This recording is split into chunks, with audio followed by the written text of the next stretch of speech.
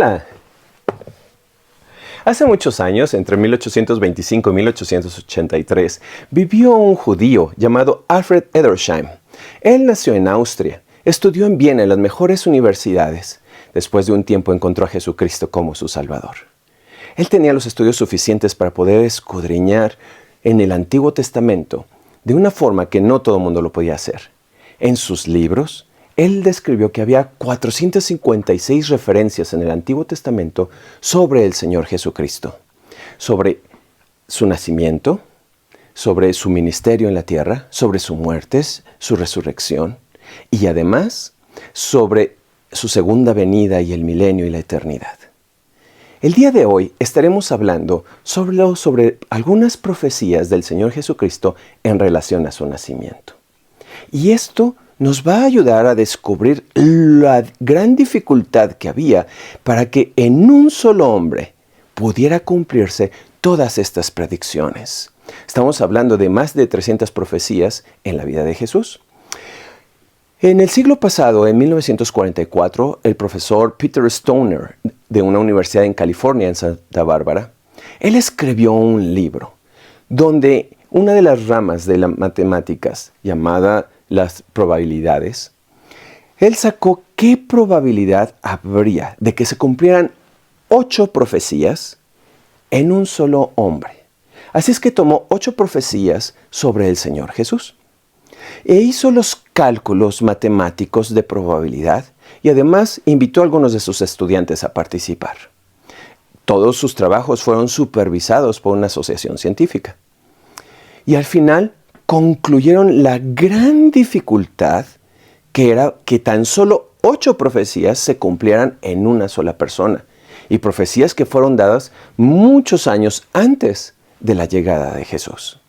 El resultado lo podemos ilustrar con lo siguiente. Imagínate que en México tomas los estados de Sonora, Chihuahua, Coahuila, Durango. Y tú acumulas en monedas de 10 pesos y llenas toda la superficie de esos estados y a 60 centímetros de altura. Y tú marcaste una moneda de todas esas monedas de 10 pesos. Y pones a alguien con los ojos vendados para encontrar una moneda que tú marcaste. Prácticamente imposible. El resultado para 8 profecías en la vida de Jesús era eso matemáticamente. 1 por 10 a la 17ª potencia. Muy difícil de lograr. Ahora, imagínate, él hizo después 48 profecías sobre Jesús. El resultado salió astronómico. Tenías que involucrar el universo lleno de electrones para marcar un solo electrón y encontrar el resultado. Es decir, solo Dios podía haber diseñado cada uno de esos mensajes y solo Dios podía hacer que se cumpliera cada uno de esos mensajes anticipados llamados profecías sobre su Hijo. El primero en hablar una profecía sobre su Hijo fue Dios mismo, en la eternidad. En el Salmo 2 nos dice Dios, mi Hijo eres tú, yo te engendré hoy, refiriéndose hacia el Señor Jesucristo. En Proverbios 8 vemos el cumplimiento de eso, donde Jesús estaba con el Padre ordenando toda la creación. Lo ratifica en Proverbios 30. Y también Colosenses en capítulo 1 podemos ver cómo Jesús estaba antes de la creación, ordenándolo todo. Después, en el tiempo, ya cuando Dios hizo la creación, en la primera referencia con la creación también vuelve a ser Dios mismo, hablando sobre la venida de Jesús. Está hablando con la serpiente y le dice, enemistad pondré entre ti y la simiente de la mujer, refiriéndose a Jesucristo. Era la primera profecía ya aquí en la tierra, de que Jesucristo nacería de la simiente de la mujer, la cual se cumplió en Gálatas, capítulo 4, versículo 4, que se refiere a Jesús, sobre la simiente de la mujer. Y también lo vemos en los evangelios, en el evangelio de Lucas, donde Dios le dice a María que de ella nacería Jesús y que sería llamado Hijo de Dios. ¿Qué les parece si tomamos algunas profecías y las colocamos en una línea de tiempo, desde la más antigua hacia la más cercana al nacimiento del Señor Jesús. Profecías del Mesías. Marquemos una línea de tiempo. En Edén se dio la primera profecía. Procedería de la simiente de la mujer. 2000 años después, Dios le dio a Abraham la promesa que en su simiente serían benditas todas las familias de la tierra. 1000 años después, se le reveló al rey David por medio del profeta Natán, que el Mesías sería de la descendencia del rey David. En el año 750 a.C., el profeta Isaías anunció que el Mesías nacería de una virgen. Y que de lejos irían a ver al Mesías en camellos, le llevarían oro e incienso y le darán alabanza. El profeta Miqueas dijo que sería de Belén. Daniel describe en qué tiempo sería el nacimiento del Salvador. Oseas profetiza sobre la huida a Egipto. Jeremías profetizó sobre la matanza de los niños. María y José tuvieron revelación de las profecías por el ángel, y además fueron participantes del cumplimiento de estas. Un niño nos es nacido. Ahora, te invito a que analicemos juntos estas profecías para ver cuál es la probabilidad de que cada una de estas profecías se hayan cumplido. Acompáñame.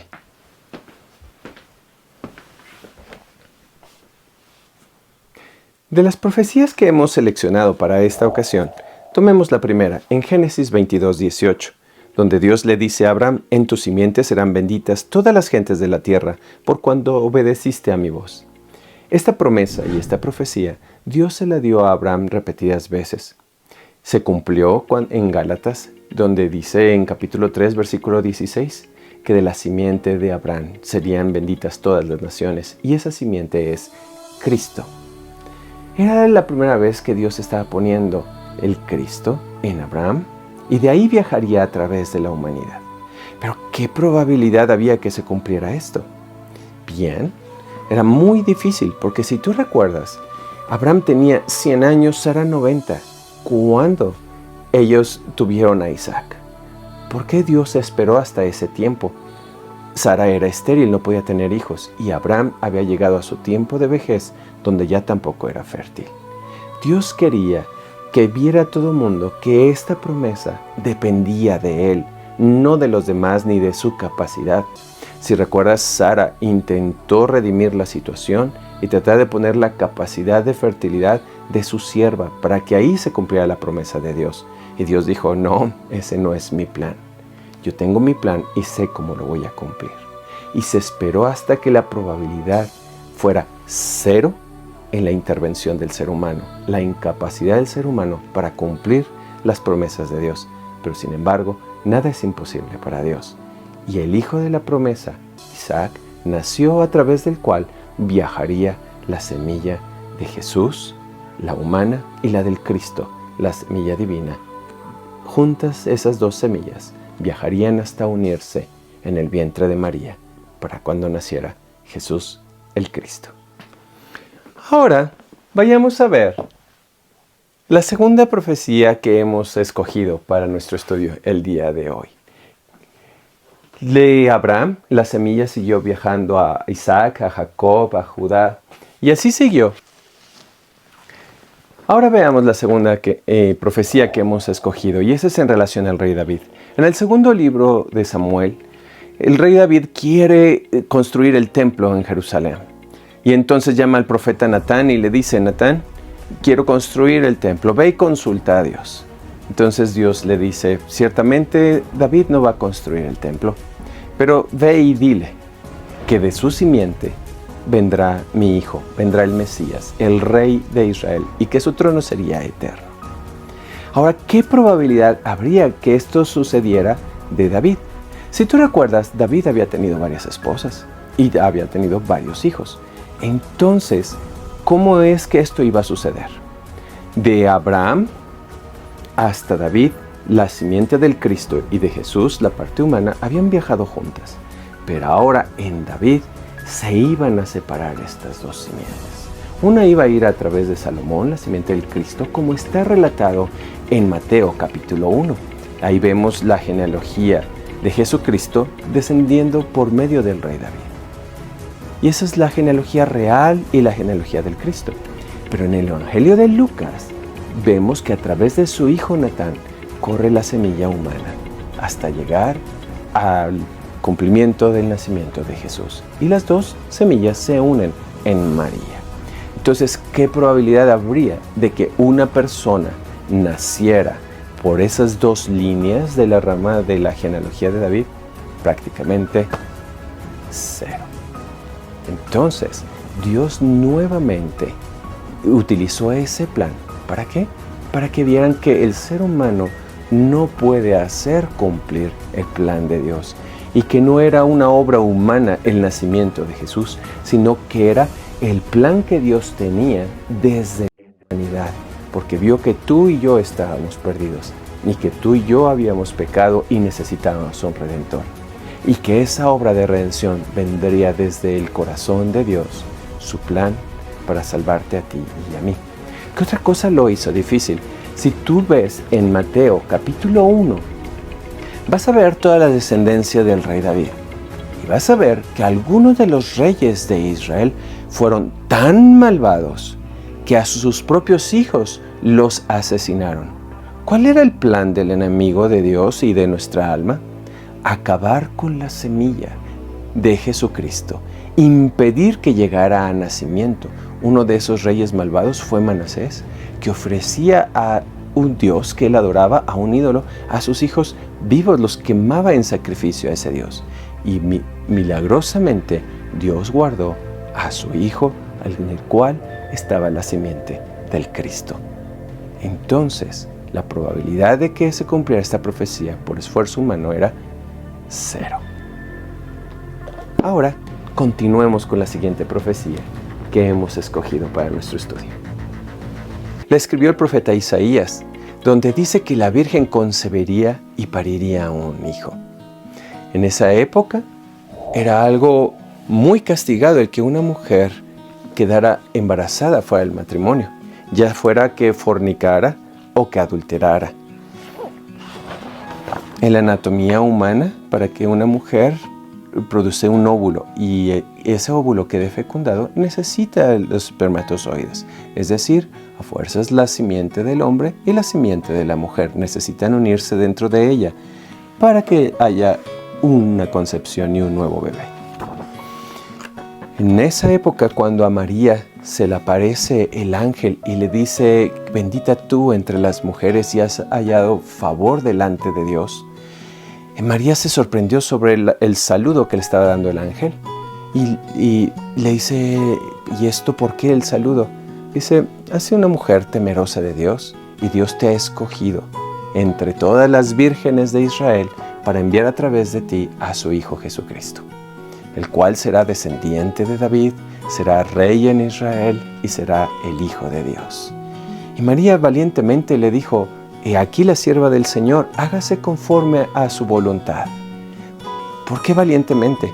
Porque ella estaba corriendo el riesgo de ser apedreada. La ley decía que cuando una mujer quedaba embarazada fuera del matrimonio o había tenido relaciones sexuales fuera de su matrimonio con su marido o en fornicación, tenía que ser muerta apedreada. Pasó el tiempo y el Espíritu de Dios vino sobre de ella y el poder de Dios para depositar en ella la semilla de Jesús y empezar a formarse el cuerpo de Jesús que más adelante nacería. Mientras tanto, ella le debió haber comentado a José, porque ella estaba dada en matrimonio, tenía un compromiso para casarse con José, pero todavía no se juntaban, todavía no vivían como esposo y esposa.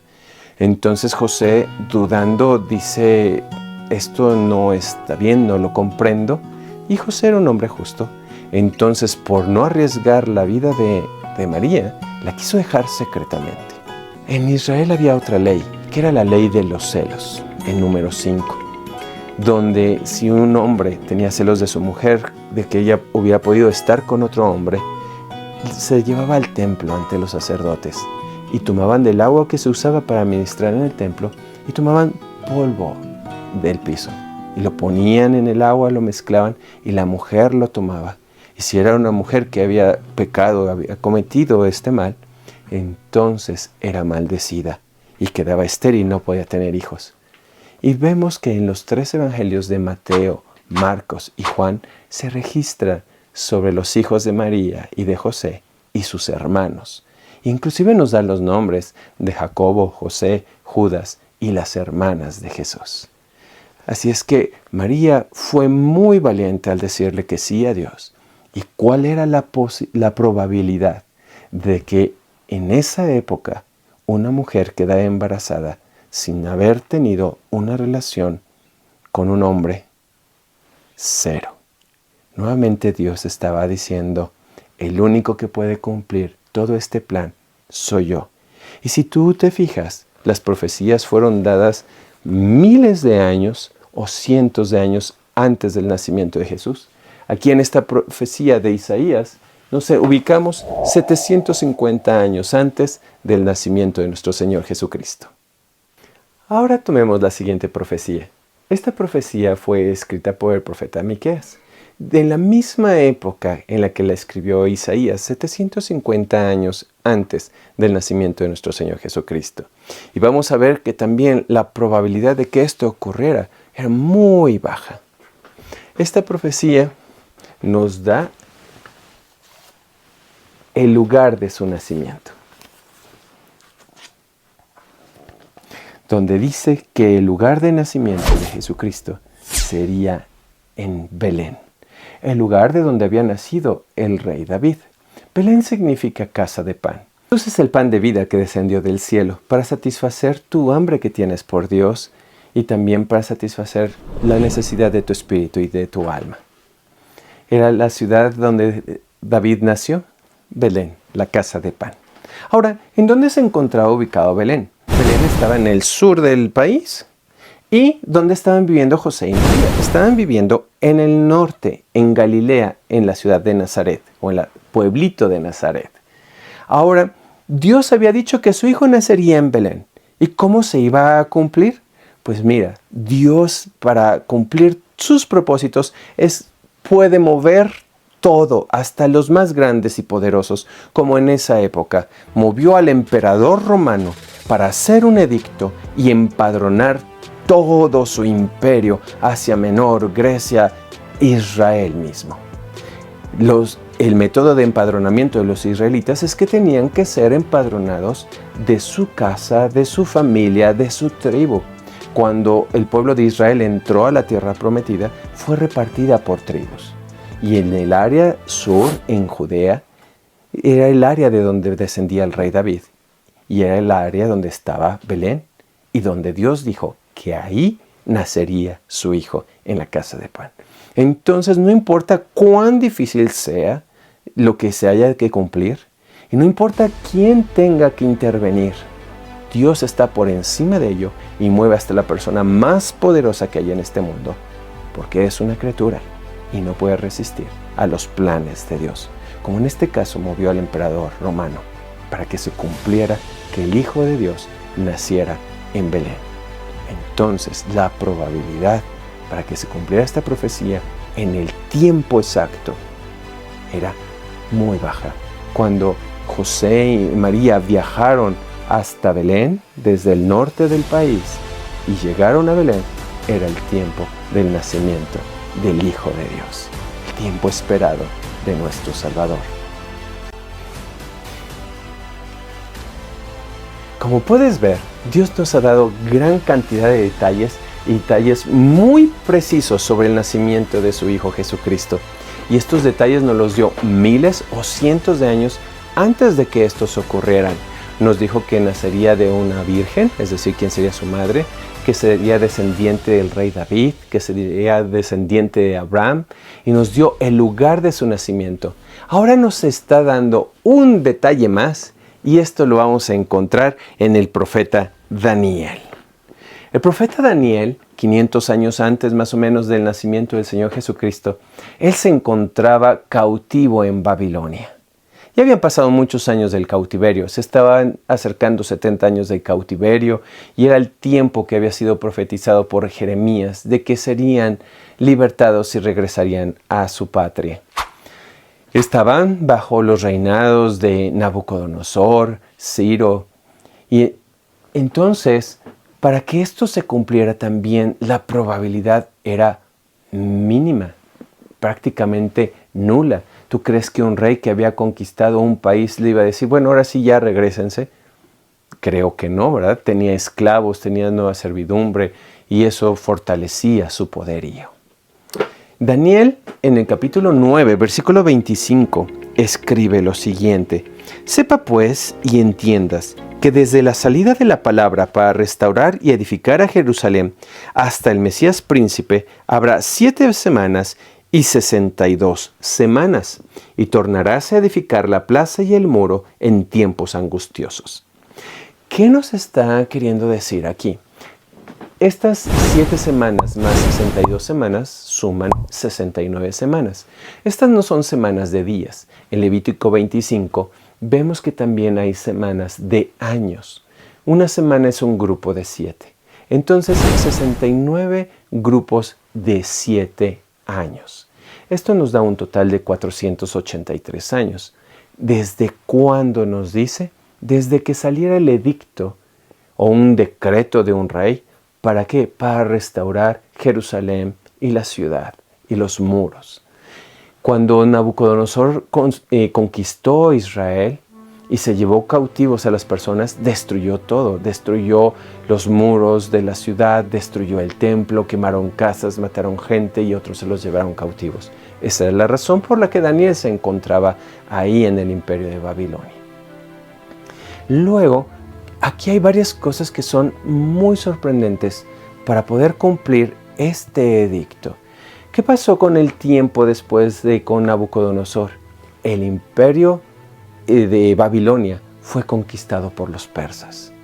Y esos persas tenían un rey que fue Ciro. Y estamos en el año 500, como lo mencionamos hace un momento. Ahora, Dios nos habla 250 años antes de que vendría Ciro. Es decir, Ciro todavía no nacía. Y eso lo registra Dios a través del profeta Isaías. En el capítulo 44, versículo 28 dice, hablando Dios: ¿qué dice de Ciro? Es mi pastor y cumplirá todo lo que yo quiero, en diciendo: a Jerusalén serás edificada y al templo serás fundado. Cuando estaba escribiendo esto Isaías, el primer templo estaba de pie y Jerusalén estaba todo en orden. Obviamente el pueblo de Israel apartándose de Dios. Pero Dios ya está registrando que su ciudad iba a ser edificada, es decir, estaba viendo de que iba a ser destruida por alguien. Pero 250 años antes de que Ciro viviera. Y continúa hablando de él en Isaías 45:1 y dice: así dice Jehová a su ungido, a Ciro, al cual tomé yo por su mano derecha, para sujetar gentes delante de él y desatar lomos de reyes, para abrir delante de él puertas y las puertas no se cerrarán. Versículo 13. Yo lo desperté en justicia y enderezaré todos sus caminos. Él edificará mi ciudad y soltará mis cautivos, no por precio ni por dones, dice Jehová de los ejércitos. Luego vemos en el último capítulo del segundo libro de Crónicas cómo Ciro da un decreto, da una orden para reconstruir la ciudad. Y se vuelve a registrar en Esdras capítulo 1, versículos 1 al 3. Entonces, de una forma milagrosa, sorprendente, antes de que esto sucediera, Dios ya te lo estaba diciendo, que se iba a dar un decreto de reconstruir Jerusalén y de ahí, a partir de que se diera el decreto, iban a pasar 483 años o 69 semanas de 7 años para que fuera la venida del Mesías, el ungido, el Hijo de Dios, su tiempo del nacimiento. Dios estaba dando su tiempo perfectamente establecido ahí. Es por eso que cuando llegaron los magos a Jerusalén a buscar al rey de los judíos, al que venían a adorar, y llegaron con Herodes y le preguntaron a Herodes, ¿dónde está el rey de los judíos? Porque hemos visto su estrella desde el oriente y la hemos seguido y venimos a adorarle. Herodes se turbó en gran manera. ¿Cómo que el rey de los judíos? ¿Y cómo es que vienen a adorarle? Eso también encontramos detalles en Isaías capítulo 60, donde dice que vendrían reyes de lejos a adorarle y le traerían presentes, oro e incienso. Estos magos que venían de Oriente eran astrónomos, era gente muy estudiada, gente muy inteligente. Entonces observaban las estrellas y descubrieron una estrella especial que los guió hasta Jerusalén en primer lugar. No los guió directo a Belén, los guió a Jerusalén para encontrarse ¿con quién? Con Herodes. ¿Quién era Herodes?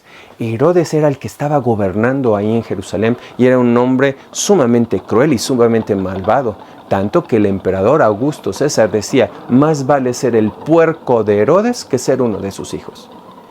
¿Por qué decía eso? Porque Herodes ya había matado a su amada esposa y había matado a 3 de sus hijos. Tenía como 10 esposas y varios hijos, pero a la esposa más amada, por miedo a verse él traicionado, la había matado. Entonces era un hombre cruel. Y cuando Herodes escucha de estos magos que venían a adorar al rey de los judíos, Herodes se salió de sí, estaba temblando. ¿Por qué? Porque él había luchado mucho políticamente e inclusive con guerras para mantener el ser rey de Judea. Entonces viene alguien y dice que van a ser un rey de los judíos. Herodes no era judío, pero sin embargo había sido criado en la religión de los judíos. Él era de padre y madre idumeos. Entonces manda a llamar a los principales sacerdotes y a los escribas para que le dijeran en dónde había sido profetizado que nacería el rey de los judíos y en qué tiempo. Y después de que ellos fueron a consultar los rollos y los escritos de los profetas que ya hemos mencionado, le dijeron que en Belén y le dijeron el tiempo también. Entonces ahora se estaba cumpliendo otra cosa que estaba escrita aquí en Isaías 60, que vendrían reyes de lejos para adorarle y traerle presentes y regalos, que le traerían oro e incienso. Y estas personas venían a adorar al rey de los judíos. Ve lo sorprendente. Mejor gente que no era descendiente del pueblo de Israel, que no tenía los escritos ni los profetas, ni era hablado en sus iglesias constantemente por los sacerdotes del Mesías.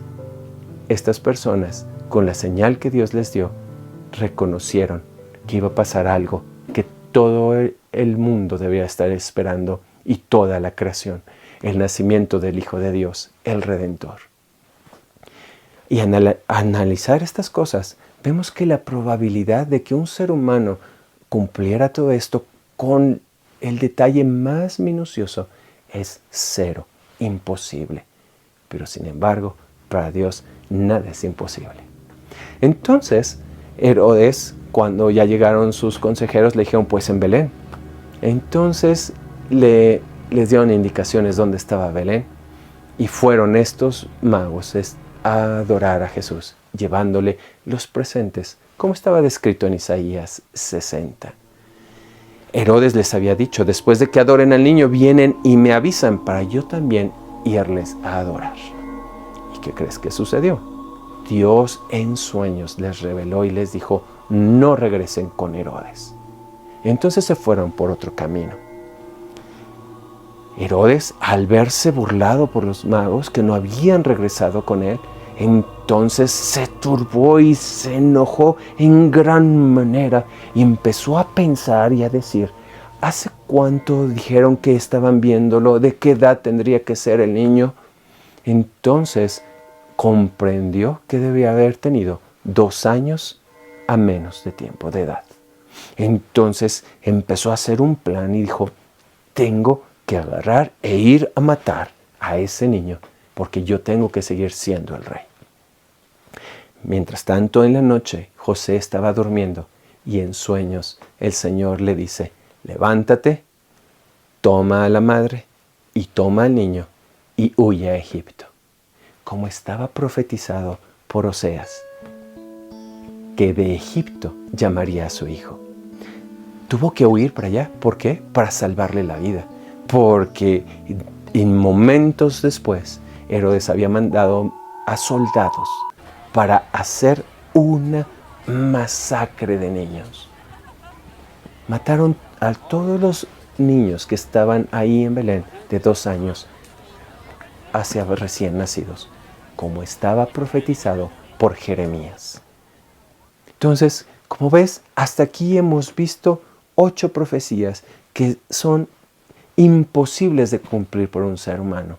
Por eso mencionábamos al principio la probabilidad y la estadística para que se pudieran cumplir 8 profecías en la vida del Señor Jesucristo.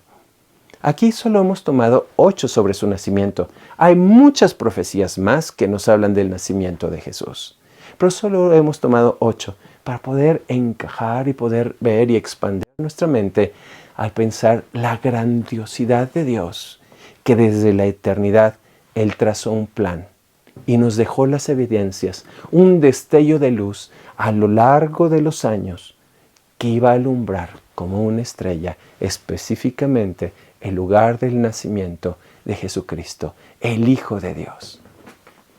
Esta luz que se reflejó ahí, mucha de la gente de Israel la ignoró. No se dio cuenta. Y no porque no supieran, sino porque no quisieron. ¿Por qué?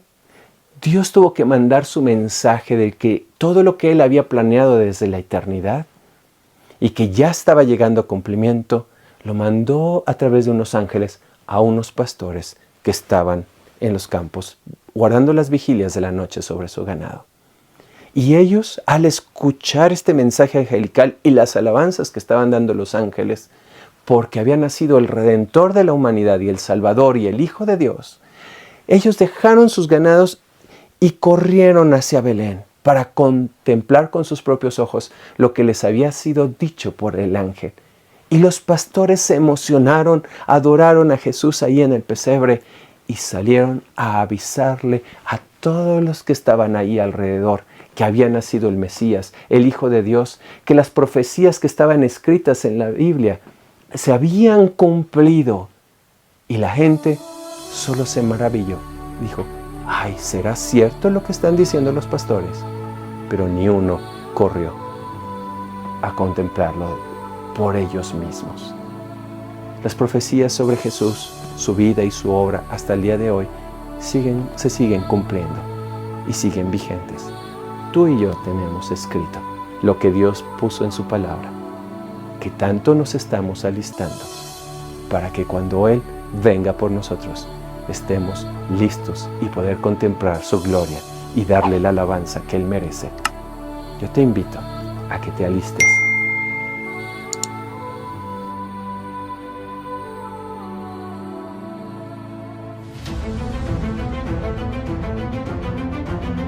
Profecías del nacimiento del Mesías.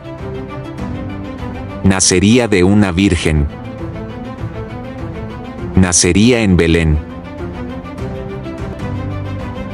De la simiente del rey David. Serían benditas las naciones de la tierra. Vendrían reyes de lejos a adorarle. Le traerían oro e incienso. La orden de matar niños. Huir a Egipto. Ninguna cosa es imposible para Dios.